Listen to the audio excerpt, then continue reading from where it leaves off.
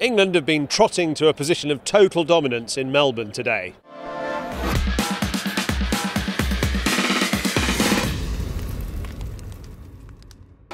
Hello and welcome to our review of the second day's play from Melbourne in the fourth test.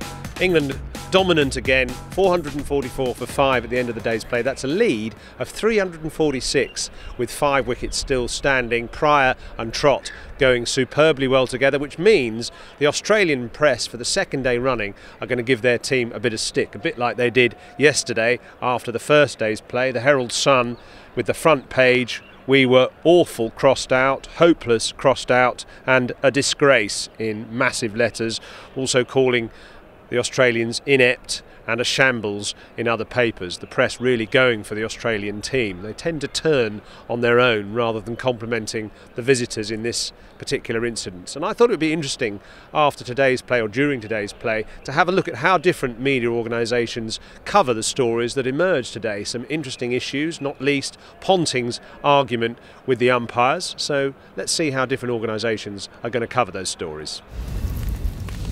Team Telegraph here collecting at tea, discussing what we're going to actually talk about, write about at the end of play. We have to sort of share things out a bit because we don't all write about the same things. We've got Nick Holt here, Simon Briggs and Derek Pringle, the correspondent. Unfortunately, Pringle always gets first say as he's the cricket correspondent. He's also the biggest of us.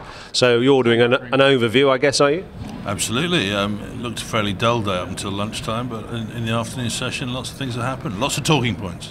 So the talking points are, one of them is your subject today, Nick. He's probably going to be Ricky Ponting and his on-field discussions with the umpire after the court behind appeal with Kevin Peterson. We have to wait and see after the game to see what's said by the players and the people involved and whether there's going to be any disciplinary action taken possibly against Ponting. What's your hunch about that? I mean, having seen it and seen disciplinary action at work, I doubt if anything will happen. He should be bloody He's questioning the umpire's decision. He should be brought to book for that. Yeah, you can't do that. It's outrageous. He went to both umpires. He had to go at Peterson.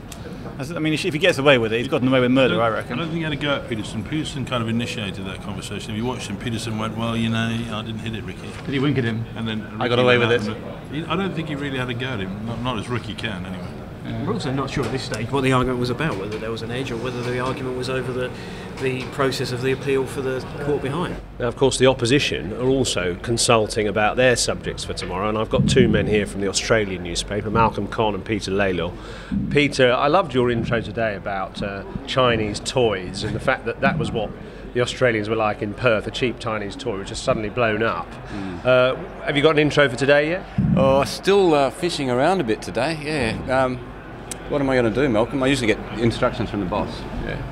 Well, I think that he's very lucky that they picked a Victorian because he's taken 3 wickets and taken 2 catches, and if they hadn't picked him, nothing at all may have happened today. So at least we can talk about a Victorian during the MCG match. Do you worry a little bit about the future of Australian cricket with, you know, the way it's gone, the way that, you know, there haven't been many people who've stood up against England who are not, after all, the most outrageously good side ever?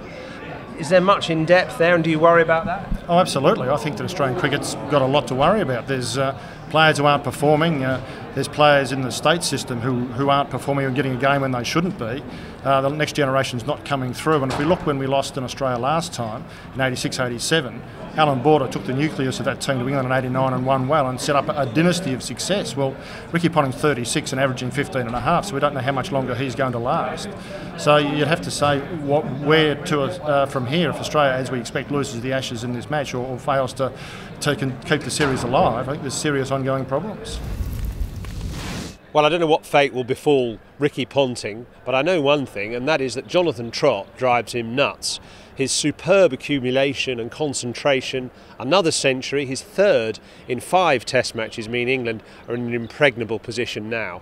And during the afternoon, I had a little bet with Shane Warne, that other Telegraph columnist, and I said to him, I bet you England don't have to bat again in this match. He bet against me, and the prize will be dinner.